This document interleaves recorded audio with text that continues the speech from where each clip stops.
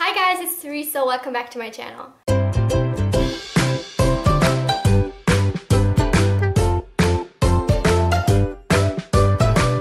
So today I'm going to be doing finally my April wrap-up. It's currently May 3rd and I had to wait until now to finish it, to film it, because I had to finish the last book, and I know I technically finished it in May now, but it's like 600 pages long and I'm not gonna count that towards May. But before we get started, I just want to say that I'm sorry if I seem like I have zero energy in this video.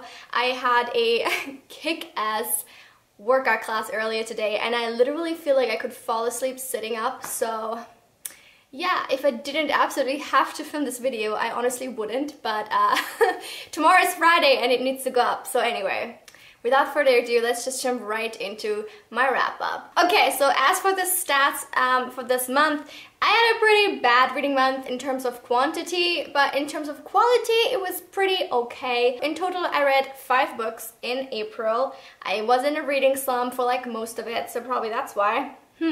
Go figure. In terms of genres, I read 3 contemporaries, one of them YA, 2 adult, then 1 dystopian literary fiction and 1 historical literary fiction, I think. So in total, the pages came to 2,091, which is like 3,000, over 3,000 less than in March. So yeah, it comes to an average of 69.7 pages a day and to an average length of 418 pages per book. So I did read pretty big books, like, yeah, at least that. Individual ratings, I have 2 3 stars, 2 4 stars, and 1 5 star, and that comes to an average rating of 3.8. In terms of settings, my books were exclusively set in English-speaking countries this time, and I had 3 set in the US, 1 in England, and 1 in Australia. They were all written by female authors. 4 of them were published between 2000 and 2017, and then the 5th was a 2018 release. Except for 1, all of them were written by new-to-me authors, and also except for 1, all of them I would consider fairly obscure, and that's like in all of the, what's this called? I don't even know, this, whatever. Just because it's just like my personal assessment, is not a kind of objective thing. But anyway, let's move on into the actual books now. So first, for my 3 stars, the first is Red Clocks by Lenny Zumas. I've already done an individual book review for this because it is a 2018 release. This is a dystopian set in the US where abortion has been made illegal, as well as IVF treatments, and it follows 4/5 women that deal with the consequences of that law / just kind of deal with their lives in general. Yeah, if you want to hear more of my thoughts on this, I will link that review in the cards up above. The second 3-star read I had was actually the first book, I think, that I read this month, and that was My Favorite Manson Girl by Alison Umminger. I was just trying to give you the synopsis and then I realized that I'd already forgotten it, so it's definitely not the most, like, it definitely didn't leave the most lasting impression on me, but it follows this girl that isn't really happy with her life, and so she moves to LA to live with her sister, who is an aspiring actress, and while in LA she gets a job opportunity researching the Manson murders and the Manson family, and she starts to see the more sinister, darker side of LA. Overall, I had quite a fun time reading this. I did enjoy it, but it wasn't anything special to me. I clearly forgot everything instantly. I didn't think that the Manson aspect of it was too strong. It definitely felt like something that the author had put in order to make the book more appealing to the readers, and not necessarily because it was needed for the specific story that she was trying to tell. The book also constantly kind of hints that things are about to get dangerous, but they never really do, and it never really goes anywhere. The plot doesn't really get any traction, and it's just very mediocre. If you're in a huge mood for a contemporary, or you really enjoy like Manson things and you like devour everything that has anything to do with the Manson murders, then I do recommend it, and I have talked about this in my If You Like This Then You Might Like That book recommendations video that I did last week, because it definitely did remind me of The Girls by Emma Cline, but only in like the barest of the ways. As for my 4-star reads, the first is What Alice Forgot by Liane Moriarty. I have talked about this book so much in recent weeks on my channel because it kind of seemed appropriate for most videos that I was doing, so I just kept on mentioning mentioning it, so I will not give you too much of a synopsis anymore for the plot because I've done it literally 10 times. But it's about a woman, she's 39, she hits her head, loses memories of the last 10 years of her life, and is faced to deal with the mess that her life has become at 39 because she doesn't really recognize herself anymore. I really enjoyed this book. Honestly, I feel like Liane Moriarty could write anything and still really enjoy it.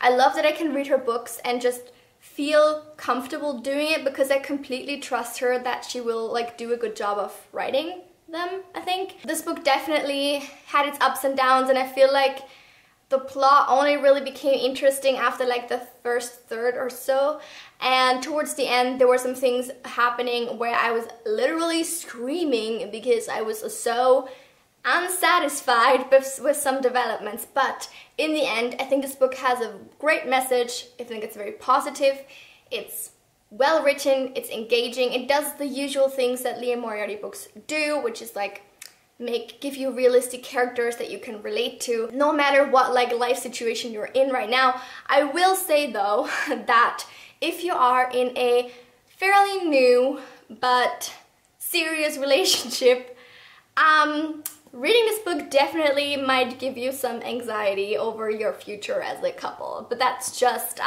maybe that's just me, I don't know.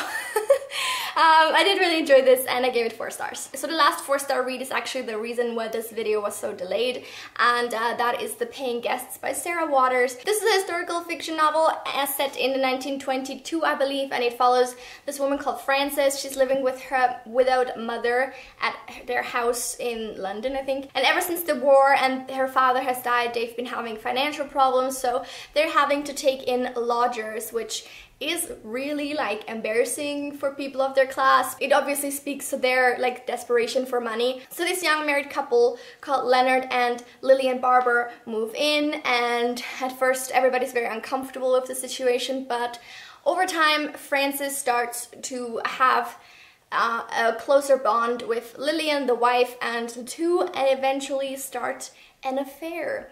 And things go from there. And honestly, like, with the plot that it has, 600 pages is a little, you know, long to stretch it out for, I must say. I know a lot of people mention this negatively in reviews. Everybody's saying like this book is way too long, like it's so long-winded too, like nothing happens for the first half of it.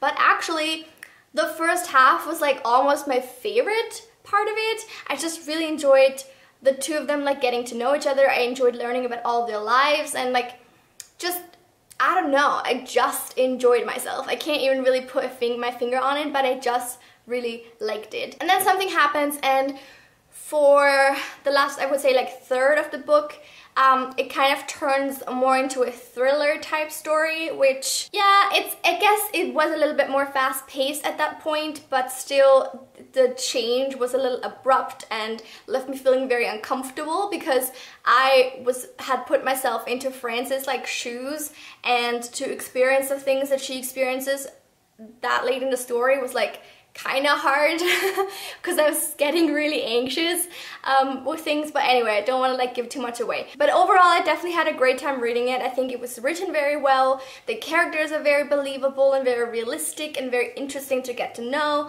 and I just really enjoyed it. I really loved it. I think there were some, you know, little hiccups on the way, but overall this is definitely a solid book. Really enjoyed it, and will definitely be reading more by Sarah Waters. And finally, my one true love this month, the best book I read in April that I also gave 5 stars to, is The Crane's Dance by Meg Howry. This is a contemporary, but not YA, but a contemporary novel following 2 sisters, Kate and, what's her sister's name? Gwen Crane. They are both dancers with New York City Ballet. Even though both of them are very prolific dancers, Gwen has always been the star, and something happened to her, like she had a breakdown and had to go home. And now Kate is kind of struggling with the fallout from that situation. As I was reading it, it became clear that it was so different from all other ballet books that I've read before, which I've read a lot because I really enjoy these types of stories. And this was just the shining star that set itself apart from the rest. I really loved the writing style. It had me gripped literally within the first pages where the narrator, Kate, is telling us about a ballet, and she's doing it in such an ironic, sarcastic, like funny way that I actually laughed out loud at page 3, and I was like, this never happens. This is so fun.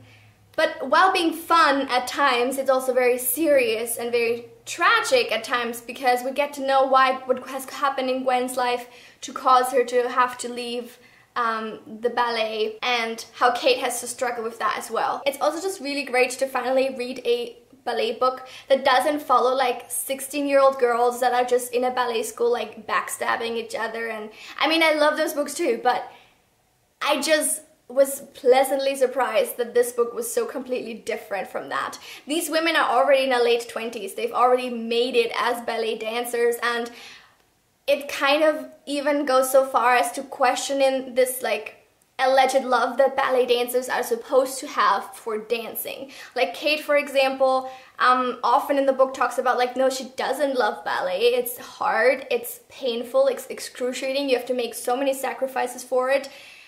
She's well past the point of loving it, but because she's a perfectionist, and because she's someone who's always very dedicated to what she does, and because she's so talented at ballet that there's no going back for her now. Like she can't stop at this point.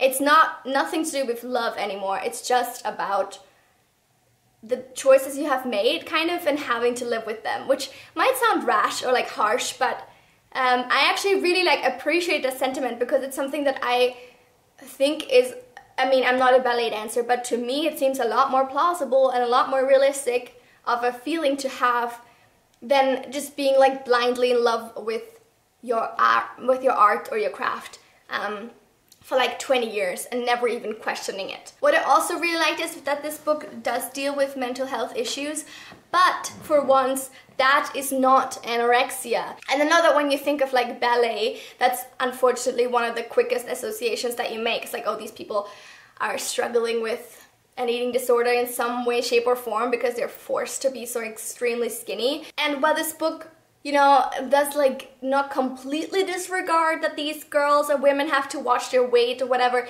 it's not about anorexia. It's not about dealing with anorexia in any way, shape, or form. It's about completely different issues that can arise when you are forced to be so competitive and perform at such a top level, like of skill and dedication and whatever. That can just be too much for anyone, really, and it can cause someone to completely break, basically. So yeah, all of these things for me set the book apart. I just loved reading it. I love the writing style, as I've said before. I completely fell in love with this entire story, which is why I also bought the other 2 books that Meg Howrey wrote, because I just like want to read more of her writing. It's just so good, and I just love it. To me, it is perfect. So yeah, if you are at all interested in ballet books, 100% pick up The Cranes Dance. It definitely sets itself apart from the crowd, and it is phenomenal. And that's it for this video. I hope you guys enjoyed it. Thank you so much for watching. Please don't forget to like it and subscribe to my channel for new videos every Tuesday and Friday. And in the meantime, you can head on over here to check out some other videos I recently did. Thank you so much for watching, and I will see you very soon. Have a lovely week. Bye!